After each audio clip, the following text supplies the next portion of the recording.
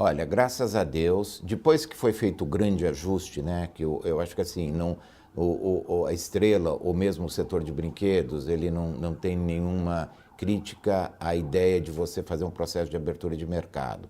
A nossa crítica foi a forma com que foi feita na época do plano Collor, do governo Collor, que levou a 30% das indústrias, mão de obras intensivas, não estou nem falando só de brinquedo, a fecharem no Brasil. Né? Foi aquela enxurrada de produtos chineses, sem nenhum controle de qualidade, sem nenhum controle de preço, subfaturamento, oferecendo basicamente preço, que era a grande novidade, porque o Brasil era um país fechado.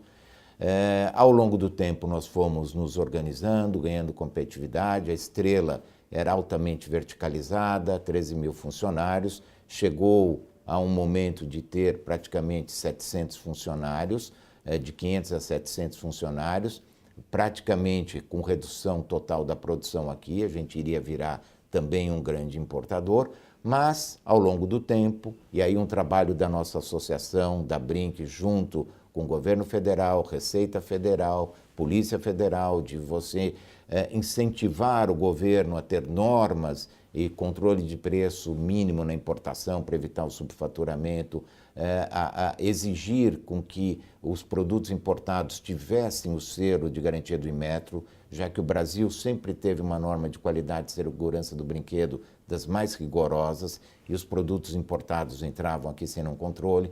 Então, na medida que minimamente se organizou a importação, tá certo? Aí a gente pôde voltar a ter um pedaço de competitividade na produção nacional e hoje a Estrela, graças a Deus, tem conseguido manter nos 2 últimos anos a sua equipe de colaboradores. A gente é muito sazonal, o setor de brinquedos, 75% do negócio ocorre no segundo semestre, então a gente chega a atingir um pico de 2 mil funcionários no segundo semestre, no primeiro semestre a gente reduz para mais ou menos 1.200, 1.300, mas graças a Deus, mesmo com toda esta crise, a gente tem conseguido manter os empregos e não tem colaborado aí para o aumento do desemprego.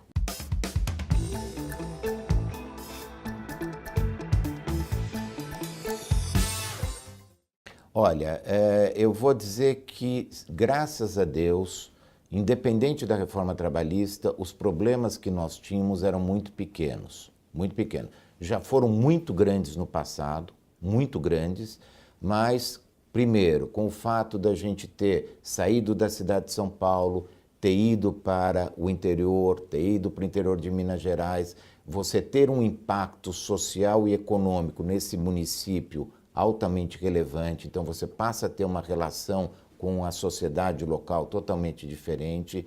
Então isso gradativamente veio freando aqueles processos malucos que sempre marcaram a justiça do trabalho aqui no Brasil. Então, eu não posso dizer que nós já sentimos melhorias, porque graças a Deus hoje o nosso problema trabalhista é muito, muito pequeno.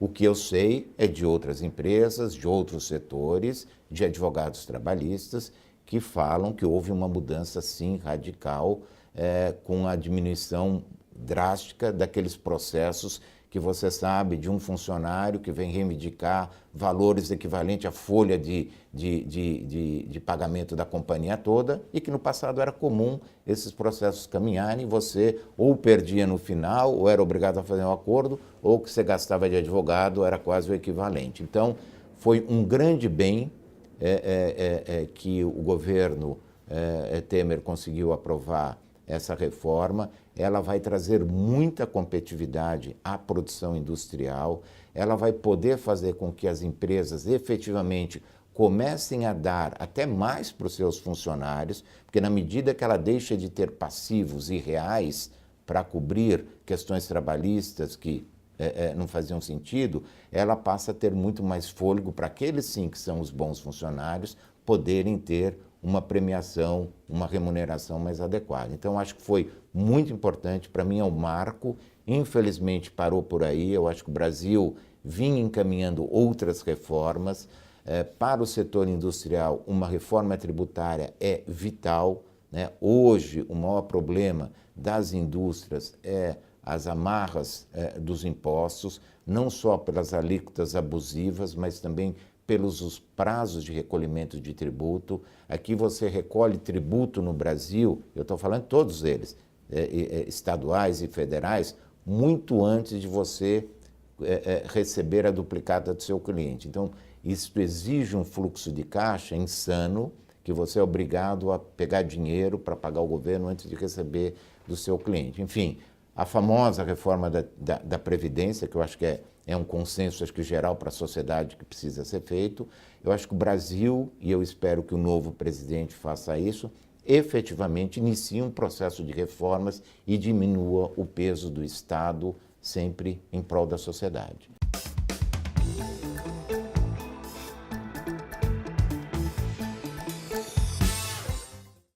Eu acho que é um candidato que seja comprometido com reformas, um candidato que seja comprometido em não ter um funcionalismo público que não esteja lá de forma competente e para servir a sociedade, né? Que esteja disposto a reduzir o tamanho do Estado para que ele possa, num segundo momento, arrecadar menos, né? Reduzindo os impostos. Uma tese que nós temos, e o governo de São Paulo, já com, na época, o governador Alckmin, todos os segmentos em que o governador Alckmin reduziu a alíquota de ICM, ele nunca perdeu arrecadação. Porque na medida que você reduz o imposto, você dá menos margem ao subfaturamento, à meia nota, a vender sem nota, entendeu? E com isto, as empresas conseguem recolher. Consequentemente, o governo, no mínimo, não perde e muitas vezes aumenta a arrecadação. Então, o presidente ideal, eu acho que era um presidente que tivesse os instrumentos para fazer uma reforma política, porque hoje não há país que consiga sobreviver com este número de partidos e a negociata que ocorre depois para você conseguir aprovar uma lei em prol da sociedade. Então, eu acho que a gente precisa modernizar o país, diminuir o tamanho do Estado, deixar o país mais empreendedor, apoiar mais o empreendedorismo e, num segundo momento, reduzir a carga tributária. É claro que a gente sabe que o governo já está com o orçamento estourado, ele não pode reduzir a carga tributária. Para isso, ele precisa reduzir o custo da máquina. Então, esse é o candidato dos meus sonhos.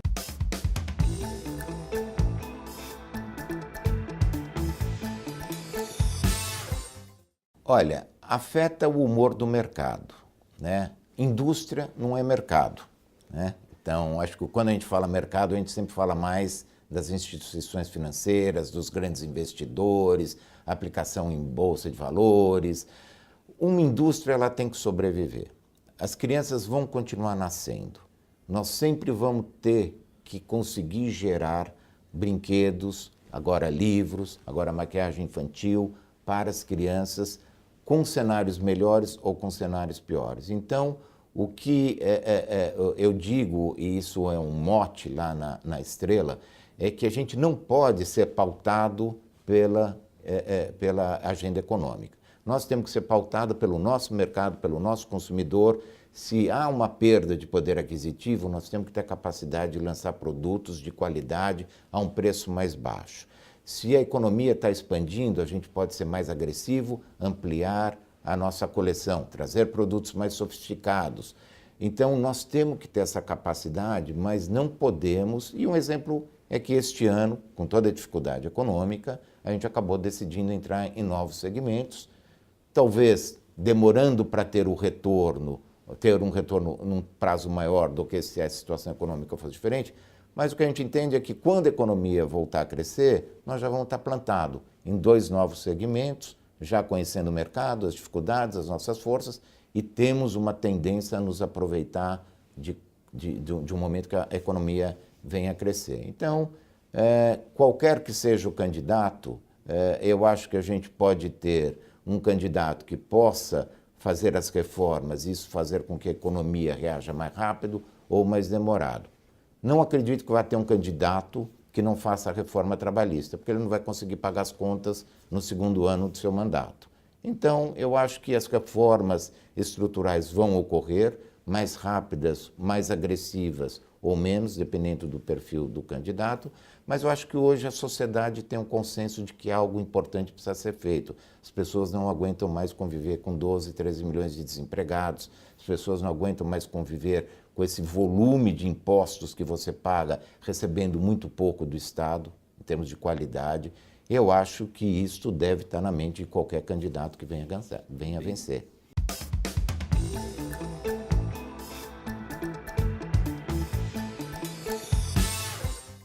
Olha, eu acho que o maior entrave para um empreendedor no Brasil é a falta de apoio.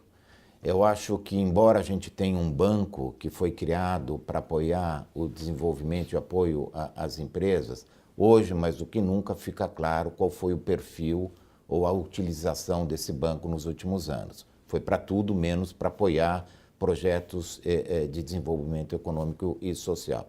Então, a primeira coisa é que não existe no país um planejamento de longo prazo. Não existe no país políticas setoriais, né? A gente sempre briga que não existe uma política de desenvolvimento industrial. Talvez em algum momento o setor A, B ou C deveriam deixar de produzir porque algum outro país do Mercosul é mais competitivo, mas se isso ocorresse, o governo deveria incentivar esse empresário a migrar para um outro setor, onde o Brasil é competitivo e tivesse mais contribuição a dar para o país. Então, a falta de política de longo prazo, a falta de política de desenvolvimento, vamos falar industrial, que é mais nossa área, o entrave da burocracia, né, são coisas assim. Vou dar um exemplo para você. Quando você vai na China, vamos falar de Hong Kong, que embora hoje pertence à China, tem uma administração diferente. Em Hong Kong, se você quiser abrir uma empresa, você demora 7 dias. Se você quiser fechar essa empresa regular, estou falando, né? Se você quiser fechar essa empresa, você demora 48 horas. Você já tentou fechar uma empresa no Brasil? Sabe, é algo que não termina, né? As coisas vão se procrastinando e isto vai dando muito receio das pessoas empreenderem, porque quando você empreende pode dar certo, pode não dar certo. Agora, se não der certo, alguns países até valorizam, né, a capacidade, a tentativa, tudo bem, vamos liquidar esse projeto, vamos começar outro. No Brasil é algo que você fica amarrado por muitos anos. Então, a burocracia, a falta de apoio, a falta de políticas claras de desenvolvimento, não só setoriais, mas regionais, tá certo? Você está plantando soja, estou falando de áreas que não são minhas, me desculpem. Você está plantando soja altamente competitivo numa região do país, todo o dinheiro para fazer uma rodovia tem que estar naquela região, senão você não consegue escoar a produção, ou vai deixando 20%, 30%, 40% da produção no meio do caminho. Quer dizer, essa falta de um olhar da sociedade como um todo, coordenado pelo governo, é que eu acho que dificulta muito o empreendedor, o empreendimento no Brasil, o empreendedor em geral.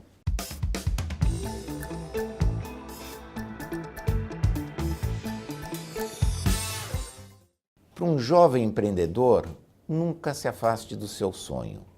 Por mais difícil que possa ser o cenário econômico e a dificuldade de você conseguir pôr de pé o seu empreendimento, se é um sonho, nunca se afaste, porque a capacidade de superar obstáculos, quando você está num projeto que você acredita, que você acorda de manhã com um prazer muito grande de tentar superar as dificuldades e crescer, isso não tem preço. Não existe um cenário, infelizmente, a curto e médio prazo no Brasil, onde a gente vai ter uma economia facilitadora de empreendimentos. As dificuldades vão sempre existir. Então, não se deixe abater pelas dificuldades, pela falta de crédito, pela burocracia, pelos altos impostos. Se você acredita na sua ideia, vá firme, que no mínimo você vai ser um ser humano mais feliz.